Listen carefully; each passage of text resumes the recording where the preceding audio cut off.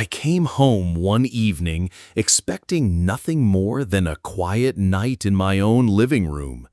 But instead, I was greeted by a shock that shook me to my core. There were strangers walking through my house, peeking into rooms, inspecting closets, and asking questions like they were on some kind of real estate tour. At first, I thought maybe it was some mistake or that the realtor had the wrong address. But then I saw her, my wife, smiling nervously, handing out brochures, pretending everything was normal. That's when I realized my wife was selling the very home we built together. This wasn't just a house, it was my life's work. I had spent years saving, scraping every dollar, pulling overtime shifts just to put down the payments on this place. Every brick, every nail, every hour of sweat was mine, and she was trying to erase all of it for someone else. I pulled her aside, my voice shaking with rage, and demanded an explanation. That's when she dropped the bomb.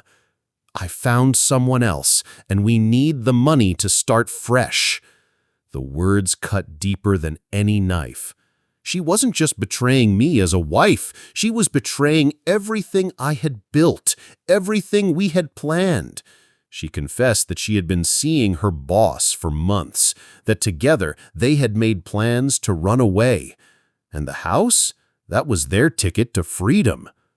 I wanted to scream, to break something, to throw everyone out, but I held it in because I needed to understand the full extent of this betrayal. I stayed silent, watching as she showed potential buyers the kitchen I had renovated, the living room where we had celebrated holidays, the backyard where I had spent countless weekends working. Later that night, when the buyers left, I confronted her again. She tried to justify everything, saying, "You'll be fine, you're strong, you can rebuild, but I can't give up this chance at love." Was this love? Selling the roof over my head, our entire future, just to fund her fantasy with another man? That was the moment I decided I wasn't going to let her win. The next morning, I went straight to the real estate office. I demanded to see the paperwork. And sure enough, she had forged my signature on half the documents. She had already planned to walk away with hundreds of thousands of dollars from the sale. But I wasn't going to let it happen. I called the police, I called my lawyer, and I showed them everything. Forging my name was a crime. And now she was in real trouble. The climax came when I walked into the real estate office just as she was finalizing the deal with her affair partner by her side. Everyone turned to stare as I slammed the evidence down on the desk. Her face turned white as the color drained from her cheeks. The room went silent. Her lover tried to defend her, but the realtor quickly backed off once they realized they were dealing with fraud.